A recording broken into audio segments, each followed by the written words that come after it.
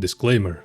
This video might be I'll chucklesome. yield to none. Divinity, Scholar of the Original Sin 2, there is a first one but no one remembers, is a video game about having an intercourse with a skeleton. Yes, I think I would like that very much. And about turning your screen into an anomalous mess of colors that would instantly kill my innocent grandma if she would only take a glance. In this video I will show you why DOS 2 is to this day the most fun experience you could have alone or with a group of friends if you had any. So buckle up for an adventure full of unethical murder, unceremonious thievery, and engaging dialogue. What was in that blasted Well, I guess the true original sin was the friends we made along the way.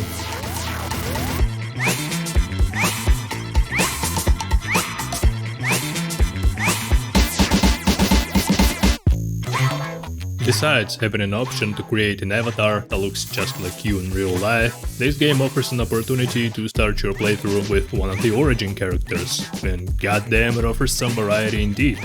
An ambitious imperialist human like lizard who believes that slavery is cool, crazy ass bitch with a good heart and an open mind, crazy ass bitch volume 2, Hidden Human Flesh edition, white human male fighter, an original spin on what main character in a video game might look like, a scientist from a millennia past, with a degree in being a total jerk and a hip bone to carry the weight of his monumental ego, and beast. Unfortunately for me, I have this problem where I tend to rob myself of fuller experience, and always end up playing as rankle-looking ass with the biggest stick in his hands. There is a saying, if it's an RPG and you start off as a prisoner, this might be a good game. I don't exactly know who came up with that, and that might even sound stupid, but it applies to this game for sure. For joy.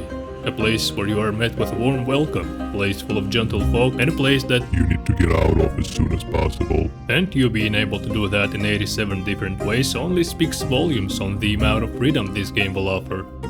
Making your first steps through stinky swamps that are home for a variety of spooky inhabitants, you start to realize just how diverse gameplay in Divinity is. You want to be a fear-inducing menace to a society of expired corpses. There you go, pal. Here's your two-handed hammer. Go crack some skulls.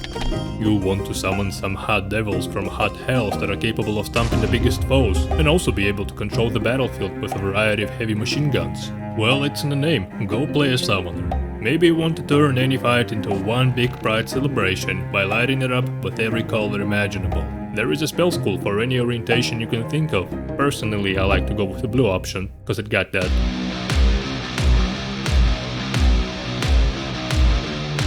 When it's time for you to fight Alexander, you might start asking questions like, wow, it seems to me that I am an important person. I wish I knew the plot of this game so I could better understand the dynamics of power and my current position in all of this overall. Well, worry not, cause I am here to explain to you the entire lore of Divinity in less than a minute. Once upon a time there was a man who was forced to become a vessel of God's will, and in his ascension had to fight the archdevil named Chaos. Partially successful in his evil plans of invading Rivellon with the most evil intentions, I'm evil. I'm a bad person. Chaos manifested himself in the most sickening form imaginable, a newborn human child.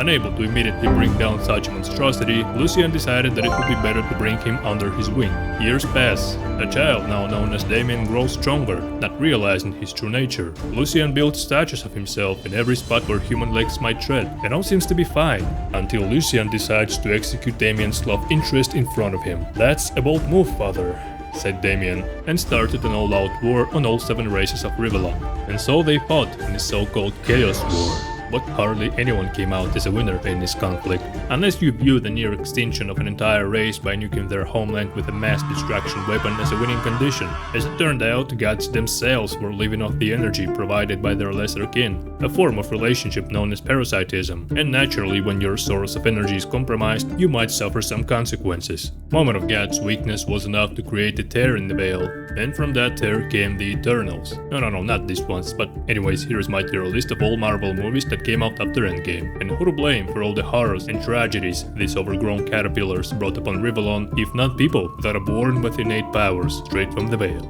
And you are one of them. You were chained and sent to Fort Joy, because the Divine Order decided that you are the problem. Why are you looking at that? What? You like men. You like kissing. You like men kissing. Please, just let me out of here.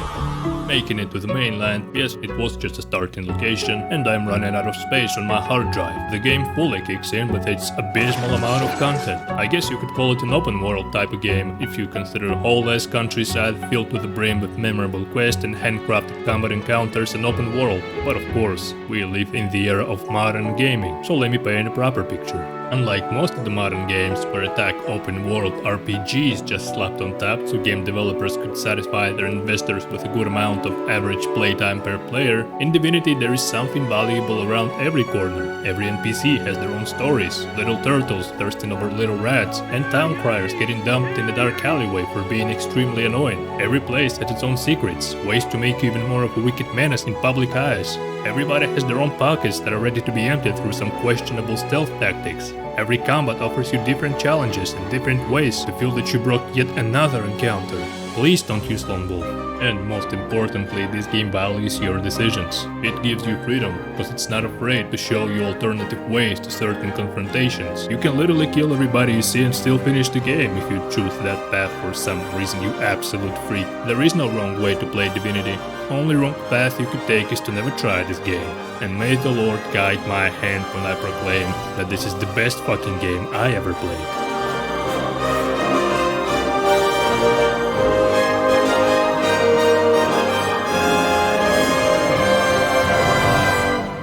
With the inevitable release of Baldur's Gate 3, which will likely be a direct upgrade of Divinity in every field, I felt a sense of duty to put out some kind of review before it comes out. Review of a game that brought me and my friends great joy and will always have a soft spot in my heart. I cannot say for sure that there will be a huge reason to play it after you already tried Baldur's Gate 3, but I want you to know. Divinity Original Sin 2 worked, so Baldur's Gate 3 could run.